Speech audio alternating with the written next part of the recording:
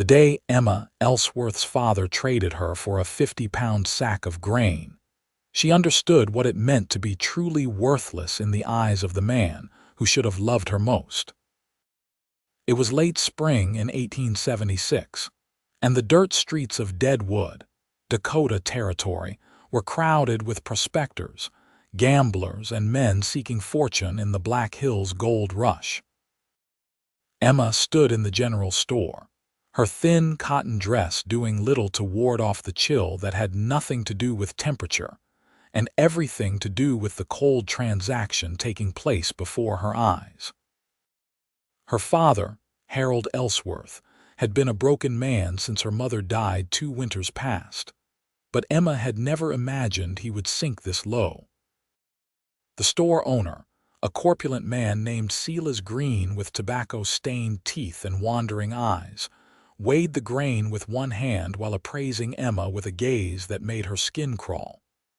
"She can cook?" Silas asked, not bothering to address Emma directly. "Well enough," her father muttered, unable to meet her eyes. "And she can clean, mend, all the things a woman ought to know." Emma was 20 years old enough to understand the full weight of what was happening but powerless to stop it. She had no money, no relatives willing to take her in, and in a territory where men outnumbered women 10 to 1, a woman alone had few options and most of them were grim. "Please," Emma whispered, finally finding her voice. "Father, please do not do this." Harold Ellsworth flinched but did not turn around. His shoulders were hunched beneath his threadbare coat, and his hands shook slightly as he accepted the sack of grain from Silas. "You will be better off here than starving with me," he said, the words hollow. "Greene will feed you, give you a roof." As his wife, Emma asked, though she already knew the answer would be far worse. Silas laughed, a wet sound that rattled in his chest. "Wife? No, girl, you will work for your keep. The store needs tending and my house needs a woman's touch. You do your job, you get fed. Simple as that." Her father left without another word, the sack of grain slung over his shoulder, and Emma watched through the dusty window as he disappeared into the throng of people on Main Street. She blinked back tears, refusing to let Silas see her cry. The next 3 weeks were the longest of Emma's life. Silas worked her from before dawn until well past dark, had her scrubbing floors, organizing inventory, cooking his meals, and washing his clothes. He provided a thin pallet in a storage room for her to sleep on and gave her table scraps for food. Twice he had tried to corner her in the back room, his intentions clear, and twice she had managed to evade him, but she knew her luck would not hold forever. Emma had begun to lose hope entirely when Mitchell Parrish walked into the general store on a bright June morning, his spurs chinking softly on the wooden floor. He was tall and lean, with sun-darkened skin and eyes the color of a summer sky. His dark hair was slightly too long, curling at the collar of his worn shirt, and he moved with the easy confidence of a man comfortable in his own skin. "Need to settle my account," Mitchell said, pulling a small leather pouch from his vest pocket, "and stock up on supplies. Heading out to my claim for a few weeks." Silas was in the back, still sleeping off the previous night's whiskey, so Emma stepped up to help. Her hands were red and raw from lye soap, and she knew she looked a fright with her hair falling loose from its pins and exhaustion bruising the skin beneath her eyes. "Of course, sir," she said softly, reaching for the ledger. "What name should I look under?" "Mitchell Parrish. Though most folks just call me Mitch." She found his account and noted that it was paid in full with a small credit remaining. "You have $3.20 credit, Mr. Parrish.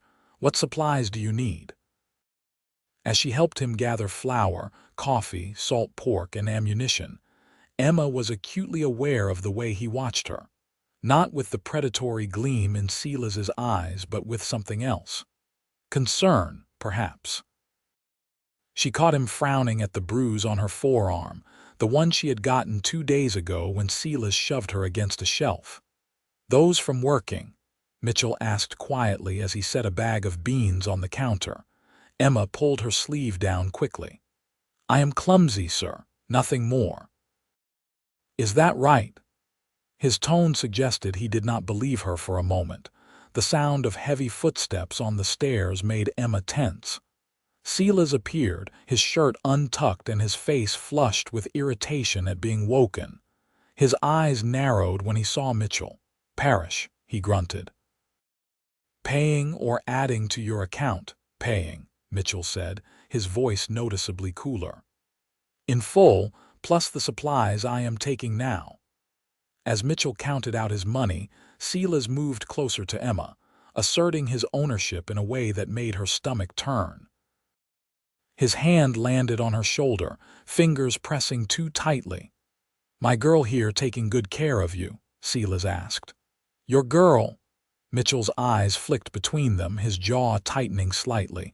"Bought and paid for," Silas said with ugly pride. "Her father sold her to me 3 weeks back for a bag of grain. 50 pounds of prime grain for a cook and cleaner. Not a bad trade, if I do say so." The shame that washed over Emma was so intense she thought she might be sick. She kept her eyes fixed on the counter, unable to bear the disgust she was certain she would see on Mitchell's face. But when she finally dared to glance up, what she saw in his expression was not disgust. It was rage, controlled but unmistakable, and something else that looked almost like determination. "A bag of grain," Mitchell repeated slowly. 50 pounds, you said? That is right. Good grain, too, worth at least $4. Mitchell was quiet for a long moment, his fingers drumming against the counter. Then he said, "I will give you $20 for her." Emma's head snapped up, her heart suddenly pounding so hard she could hear it in her ears. Silas's grip on her shoulder tightened. "She is not for sale," Silas said flatly.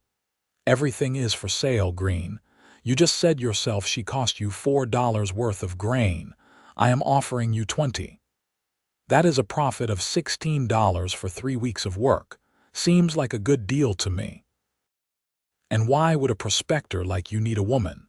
Silas asked suspiciously. "You planning to set her up in one of the brothels? Because if that is your game, I could do that myself and make a lot more than $20. Emma felt the blood drain from her face. She had not realized that was even a possibility Silas had been considering. Mitchell's hand moved to his hip, resting casually on the butt of his revolver. "My intentions are my own business, but I will tell you this much. I need help at my ranch.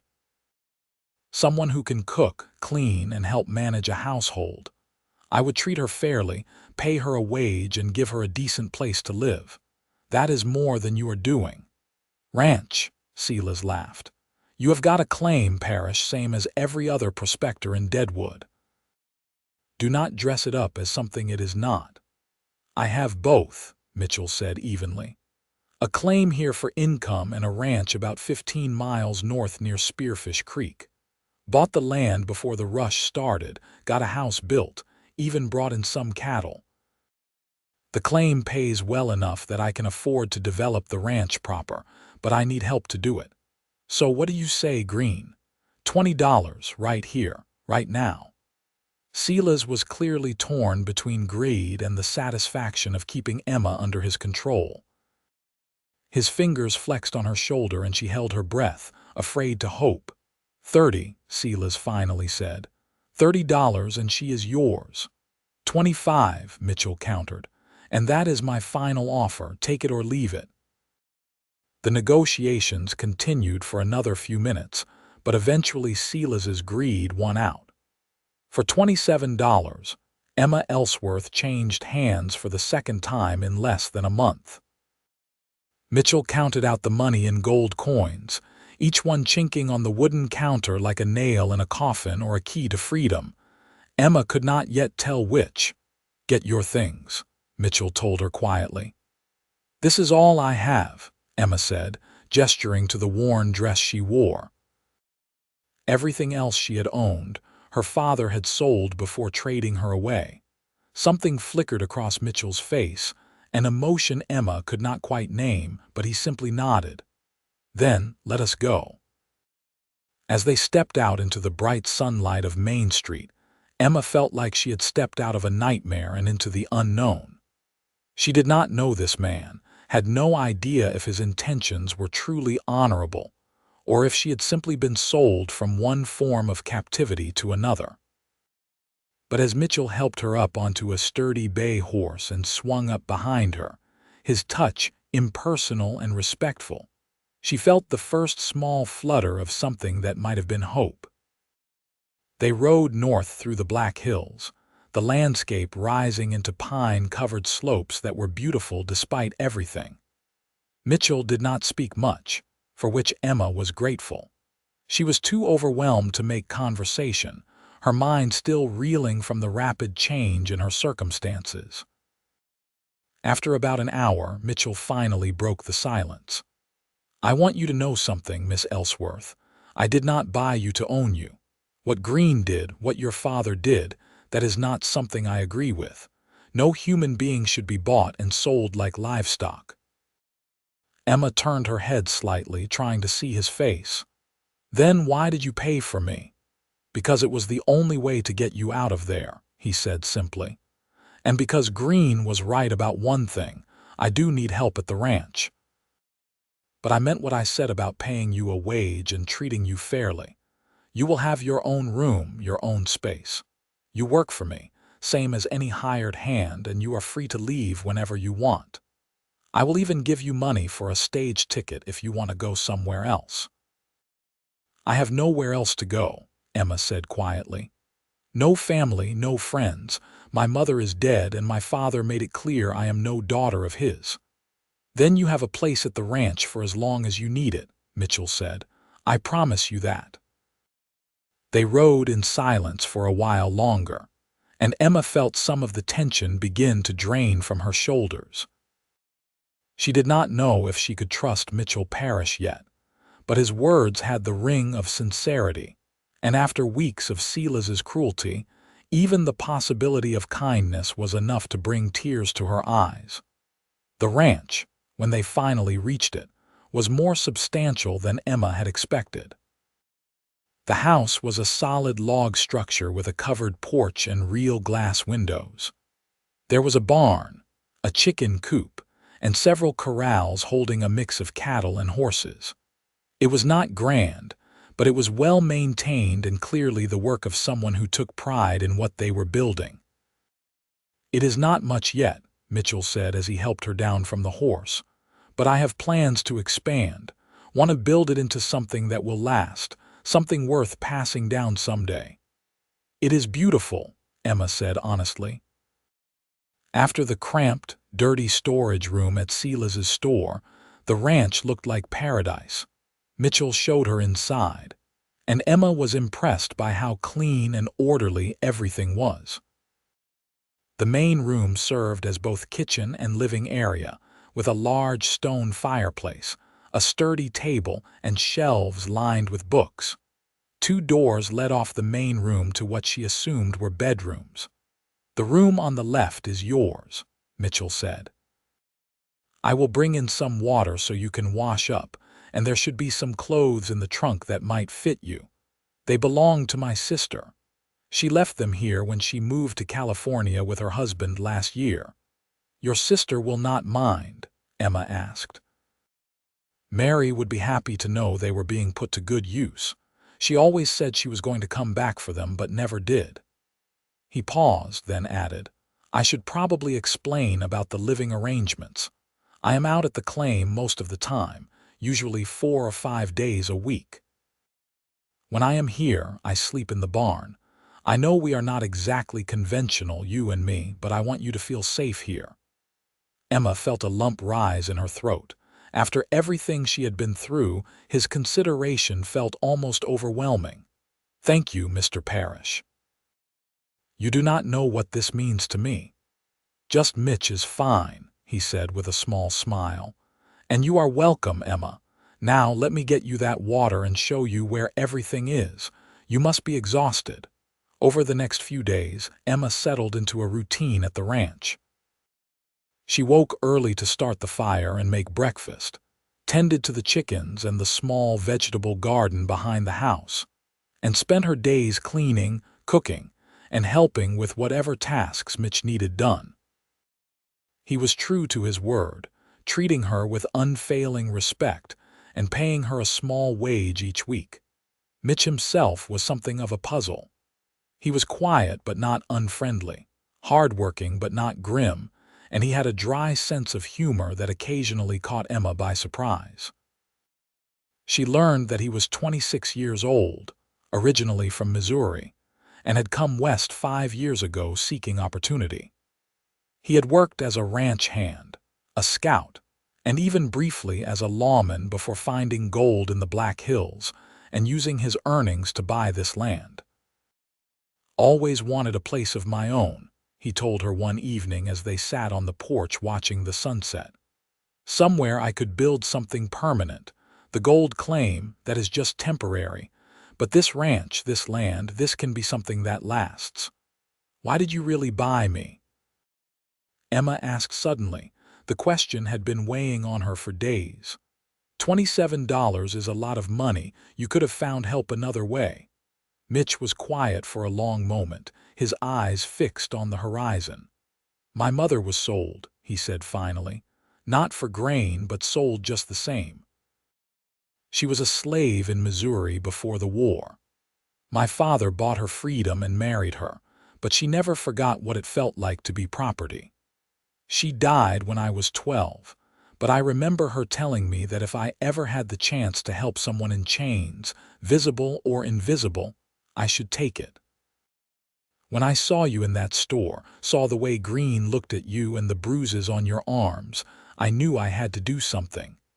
Emma felt tears prick her eyes. "I am sorry about your mother. I am sorry about your father," Mitch replied. "A man who would trade his own daughter for grain is no man at all." They sat in comfortable silence as the sky turned from gold to pink to deep purple. Emma realized with a start that she felt more at peace in this moment than she had in months, maybe years. The constant fear and anxiety that had plagued her at Silas's store had begun to fade, replaced by something that felt almost like contentment. As summer deepened, Emma threw herself into making the ranch a true home. She sewed curtains for the windows using fabric Mitch brought back from town, planted flowers around the porch, and organized the house until everything had its place. She was a good cook, better than Mitch had expected, and he always praised her meals with genuine appreciation. For his part, Mitch proved to be as honorable as his word. He never entered her room without permission, never touched her inappropriately, and always treated her as an equal partner in the ranch's operation rather than a servant. When he was at the claim, Emma managed everything on her own, and she took pride in the way the ranch ran smoothly under her care. But as the weeks passed, Emma began to notice other things. The way her heart beat a little faster when she heard Mitch's horse approaching. The way she found herself watching for him when he had been gone for several days. The way his rare smiles made her feel warm all over. She told herself it was simply gratitude, that she was confusing appreciation for something deeper, but she could not quite convince herself. Mitch seemed to be struggling with similar feelings. Emma caught him watching her sometimes with an expression she could not quite decipher. When they worked together, he was always careful not to stand too close, as if he did not trust himself. And once, when she had stumbled on the porch steps and he caught her, the look in his eyes had been so intense it had taken her breath away. It all came to a head one August evening when a severe thunderstorm rolled through the hills. Mitch had been at the claim but had ridden back early, arriving just as the sky opened up. He was soaked through by the time he got his horse settled in the barn and made it to the house. "You should have stayed at the claim," Emma scolded, hurrying to get him a towel. "You could have been struck by lightning riding in weather like this." "I wanted to make sure you were all right," Mitch said, water dripping from his hair. "These storms can get pretty fierce, and I know you have been alone here." Something in his tone made Emma's breath catch. She handed him the towel and their fingers brushed. Neither of them pulled away. "I have been thinking," Mitch said slowly, his eyes searching hers, "about us, about this arrangement we have." Emma's heart was pounding so hard she was sure he could hear it. "What about it?" "It is not enough," he said quietly. "Having you here, working beside you, watching you turn this place into a real home, it has made me realize something. I do not want you here as an employee, Emma. I want more than that. I want you here because you want to be here, because you choose to be here." "With me, Mitch," Emma whispered, her voice shaking. He stepped closer, still not touching her but near enough that she could feel the warmth radiating from him. "I know I have got no right to feel this way. I know you have been through hell, and the last thing you need is someone else making demands on you. But I cannot help how I feel. I am in love with you, Emma. I have been falling in love with you since the day I saw you in that store, and every day since has just made it stronger." Emma felt tears streaming down her face, but they were not tears of sorrow. "You are not making demands," she said. "You are offering me something I never thought I would have. A choice. A real choice." "And what do you choose?" Mitch asked, his voice barely above a whisper.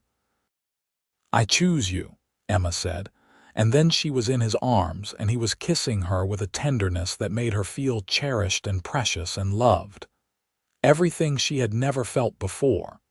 Everything she had stopped believing she deserved. When they finally pulled apart, both breathing hard, Mitch rested his forehead against hers. "Marry me," he said. "Not because of what I paid for you or because you owe me anything. Marry me because you love me too. Do you love me?" "Yes," Emma said, laughing and crying at the same time. "Yes, I love you. I did not want to admit it, did not want to be foolish, but I have loved you for weeks now." "Then marry me. Let me spend the rest of my life proving to you that you are worth everything to me. You are worth more than all the gold in the Black Hills, more than this ranch, more than anything else I could ever have or build or find." "Yes," Emma said again, and kissed him to seal the promise. They were married a week later by the circuit preacher who came through Deadwood once a month. Emma wore a simple blue dress that Mitch bought for her, and she carried wildflowers that she had picked that morning. They spoke their vows in the small church, witnessed by a handful of Mitch's friends and fellow prospectors who had come to know Emma during her trips to town. When the preacher pronounced them husband and wife, Mitch kissed Emma with such joy that several of the witnesses applauded. Emma felt like her heart might burst from happiness. 6 months ago, she had been sold for a bag of grain, treated as less than human. Now she was a wife, a partner, a woman with a home and a future and a man who loved her with everything he had. Their wedding night was tender and sweet, and Emma marveled at how different it was to be touched with love instead of cruelty. Mitch was patient and gentle, and when Emma finally fell asleep in his arms, she felt safer than she had in her entire life. The months that followed were the happiest Emma had ever known. Mitch cut back on his time at the claim, hiring a couple of men to work it while he focused more on the ranch. Together, he and Emma expanded the herd, improved the house, and began making plans for the future. Winter came early that year, blanketing the Black Hills in snow by late October. Emma and Mitch spent the long evenings by the fire, talking about their dreams and hopes. Emma learned that Mitch wanted children someday, a whole house full of them if possible, and she confessed that she wanted the same thing. "I want to give them everything I never had," Emma said one night as they lay in bed, the wind howling outside. "A stable home, parents who love each other, the knowledge that they are valued and cherished." They will have all that and more, Mitch promised, pulling her closer. Any child of ours will be loved beyond measure. It was in early spring of 1877 that Emma realized she was pregnant. She had suspected for a few weeks, but wanted to be certain before she told Mitch. When she finally shared the news, his reaction was everything she had hoped for. He picked her up and spun her around, laughing with pure joy, then set her down carefully as if she were made of glass. "We are going to be parents," he kept saying, wonder in his voice. "We are going to have a baby." The pregnancy progressed smoothly, and Emma bloomed with health despite the normal discomforts. Mitch was attentive to the point of being overprotective, constantly worrying that she was working too hard or lifting too much. Emma found his concern endearing even when it was excessive. As her belly grew, they prepared a nursery in the smaller bedroom, the one that had been Mitchell's before he started sleeping in the barn, and then, after the wedding, sharing the larger room with Emma. Mitch built a cradle from pine wood, sanding it until it was smooth as silk. Emma sewed tiny clothes and blankets, her heart overflowing with love for the child she had not yet met. In November of 1877, during the first major snowstorm of the season, Emma went into labor. Mitch rode through the blizzard to fetch the midwife from a neighboring ranch, a sturdy German woman named Mrs. Brenner, who had delivered half the babies in the territory. The labor was long and difficult, and there were moments when Mitch feared he might lose Emma. He paced outside the bedroom door, praying harder than he had ever prayed in his life, promising God anything if Emma and the baby would just be all right. Finally, just before dawn, he heard the sound he had been waiting for, a baby's cry, strong and healthy. "Mrs. Brenner opened the door, her face creased in a smile. "You have a son, Mr. Parrish, a big, healthy boy, and your wife is tired but doing well." Mitch rushed into the room to find Emma propped up against the pillows, exhausted but radiant, holding a bundle wrapped in one of the blankets she had made. When she looked up at him, her eyes were shining with tears of joy. "Meet your son," she said softly. Mitch sat on the edge of the bed and looked down at the tiny face peering out from the blanket. The baby had a shock of dark hair and Emma's delicate features. He was perfect. "What should we name him?" Mitch asked, his voice thick with emotion. Emma had been thinking about this for months. "I want to name him after hope," she said. "Because that is what you gave me when you walked into that store. You gave me hope when I had none." "What about Samuel?" "It means God has heard." "Samuel Parrish," Mitch said, testing the name. "I like it. Samuel Mitchell Parrish." "He is perfect," Emma whispered, looking down at their son. "Everything is perfect." The first year of Samuel's life was exhausting and wonderful in equal measure. Emma and Mitch took turns walking the floor with him when he cried at night, marveled at his first smile, his first laugh, his first tooth. The ranch continued to grow and prosper, and Mitch eventually sold his claim for a substantial sum, investing all the money back into the ranch. By the time Samuel was 2, Emma was pregnant again. This time she carried the baby with more confidence, knowing what to expect.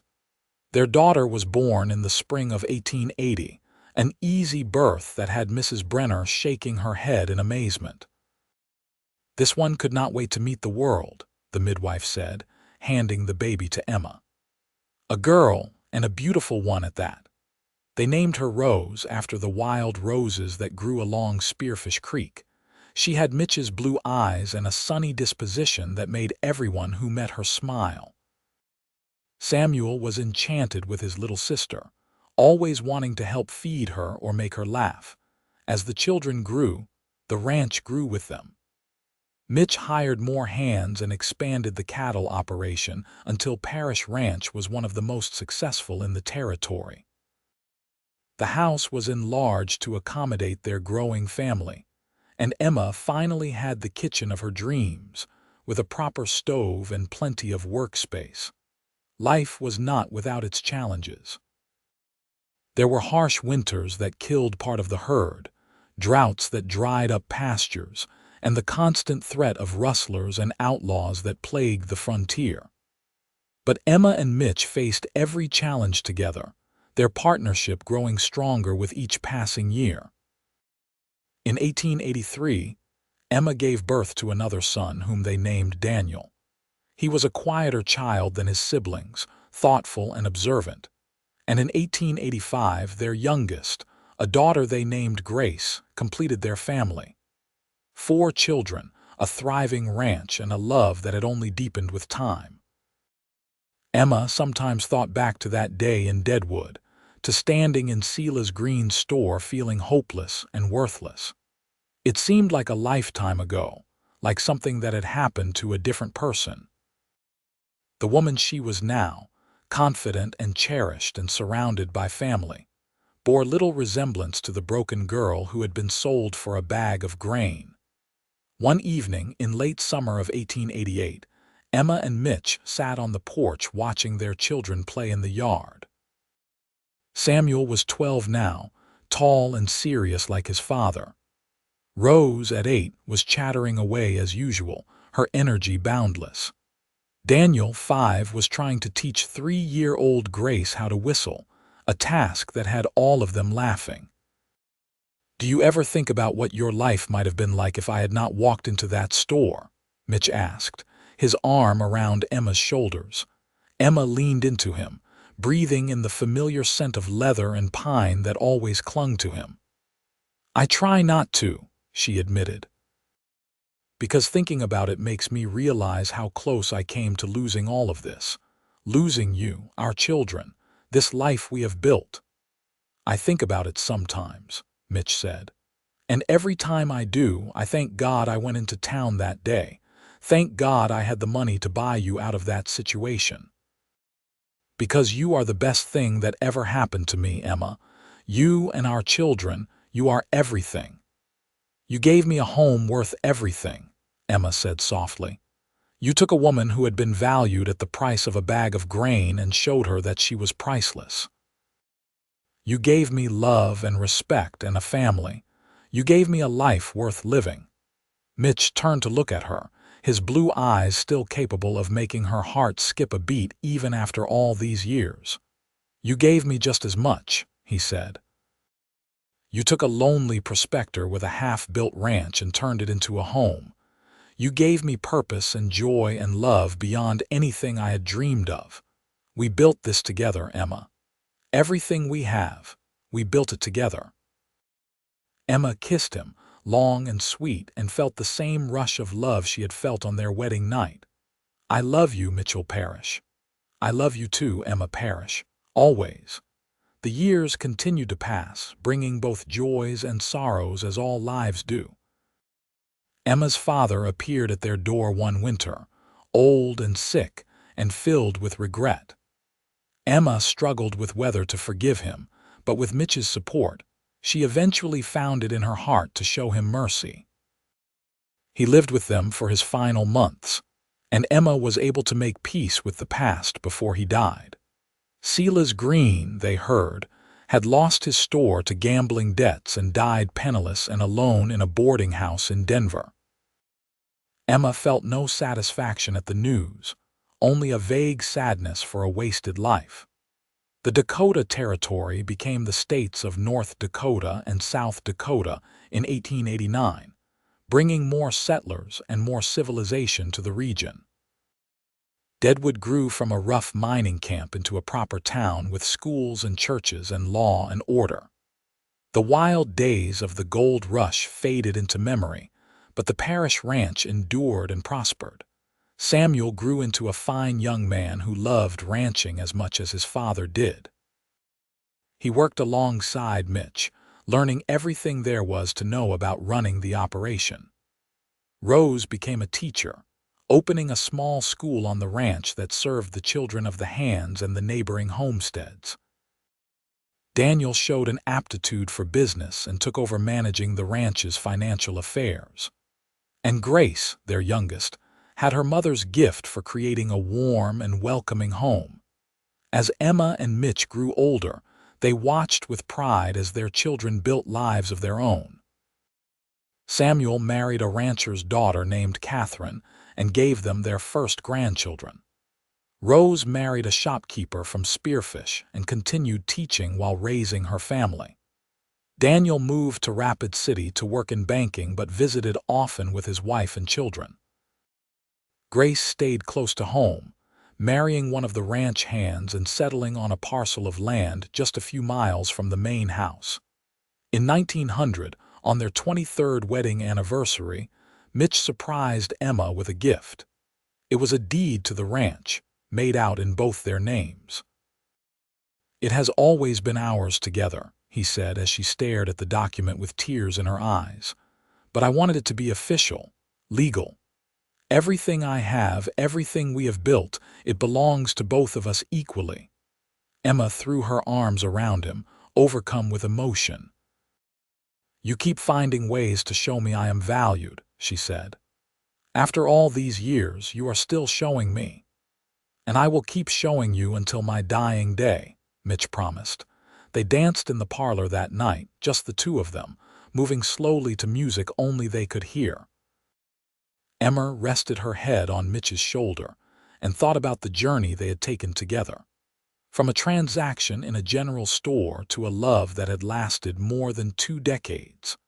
From a woman who had been bought for a bag of grain to a matriarch of a thriving family. The children and grandchildren gathered for a big celebration that summer, filling the ranch house with laughter and love.